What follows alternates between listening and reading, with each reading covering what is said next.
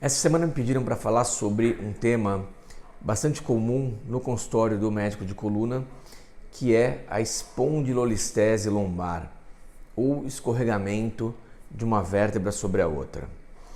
E esse tipo de problema pode acontecer em diferentes faixas etárias, por diferentes razões, e isso, claro, muda os sintomas, muda o prognóstico, ou a previsão do que pode acontecer ao longo do tempo, e, consequentemente, muda também os tipos de tratamento.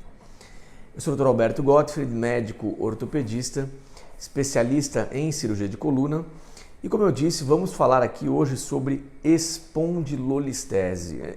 É um termo difícil para quem não está acostumado, que significa escorregamento de uma vértebra. Espôndilo diz respeito à vértebra, listese, escorregamento. E por que uma vértebra pode escorregar sobre a vértebra de baixo? Quais são os motivos que levam uma vértebra a escorregar sobre a outra? Lembrando que a coluna é muito estável, né? A coluna é muito firme e estável.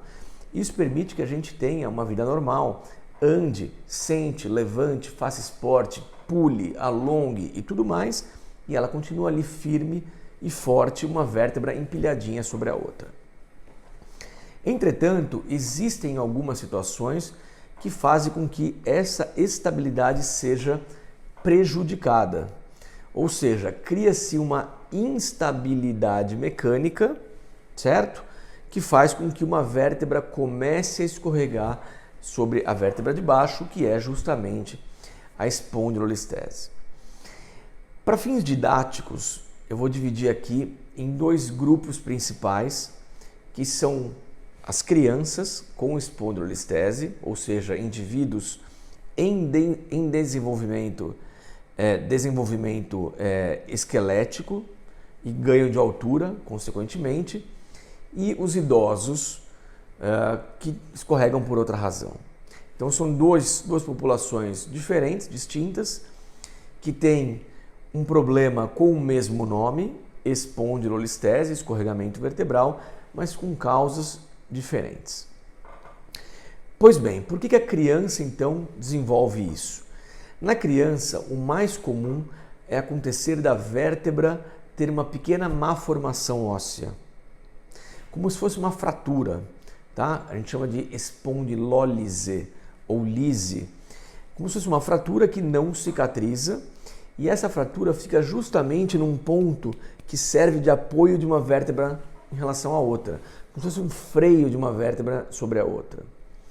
Uma vez que existe essa espondilólise ou essa fratura de um lugar que tem um nome difícil também, que é a pars interarticularis. O que é isso? É um ponto anatômico da vértebra, não vem tanto aqui ao interesse do público leigo, mas é ali que acontece essa fratura. Então a fratura nessa região anatômica faz com que se crie uma instabilidade que pode piorando principalmente no estirão de crescimento. Então veja só, a criança pode não ter sintomas, mas é mais comum ter um pouco de dor na lombar, né? Então esse é o motivo que faz com que pais tragam a criança para avaliação médica, é feita a radiografia, né? O raio-x simples já é capaz de mostrar tanto a espondilólise quanto a espondilolistese. Muito bem, e aí o que fazer, né? O que pode acontecer ao longo do tempo numa espondilolistese da criança?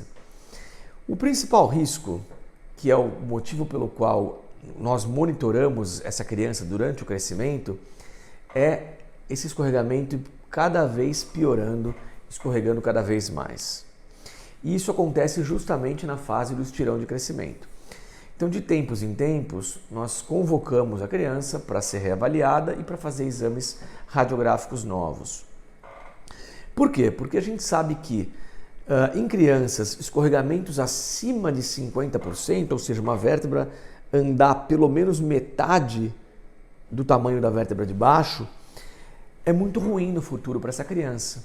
Vai trazer prejuízo do alinhamento do tronco, vai trazer desgaste prematuro da coluna, pode trazer dor, pode comprometer estruturas neurológicas. Então nós não podemos deixar isso acontecer e esse é o objetivo do nosso tratamento em crianças, monitorar, se for preciso usar colete quando existe muita dor e quando o caso progride mesmo com o tratamento conservador, essas crianças têm indicação de tratamento cirúrgico e a cirurgia aqui é a fusão, colocar essa vértebra no lugar e fazer ela grudar de uma vez por toda na vértebra de baixo, resolvendo, sanando o problema para o resto da vida. Pois bem, um outro público diferente é o público dos idosos, né, que tem espondilolistese aí por uma questão degenerativa. Ou seja, a vértebra não tem nenhuma malformação, ela é totalmente bem formada. Entretanto, com o passar dos anos, vai acontecendo um afrouxamento progressivo da articulação. Então o disco vai ficando mais envelhecido, a articulação, a cápsula articular começa a ficar mais frouxa, digamos assim, e cria-se um pouco de hipermobilidade entre as vértebras. Público mais comum, mulheres, na topografia, né, na região de L4, L5, lá no finalzinho da lombar. Muito bem, o que pode acontecer nesses casos? Também, a exemplo das crianças, pode ter dor lombar, principalmente se existe uma hipermobilidade um pouco mais acentuada, mas fundamentalmente no idoso, o que acontece é esse movimento contínuo ao longo de anos faz com que o canal vertebral, por onde passam os nervos, o interior do canal, acabe fechando. Eu estou falando disso daqui, pessoal.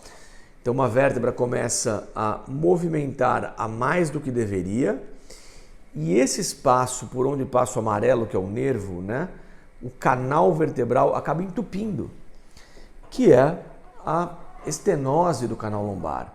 Acaba entupindo por uma hipermobilidade. Então cria-se osso, bico de papagaio no interior do canal, ou então o ligamento fica mais espesso e isso acaba comprimindo os nervos. E aí o indivíduo procura o especialista não pela listese em si, pela espondilolistese em si, mas procura o especialista por causa dos sintomas neurológicos.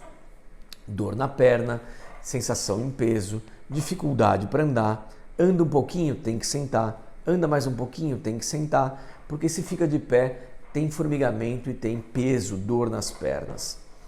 E aí o tratamento é amplamente variável, né? Depende da intensidade dos sintomas.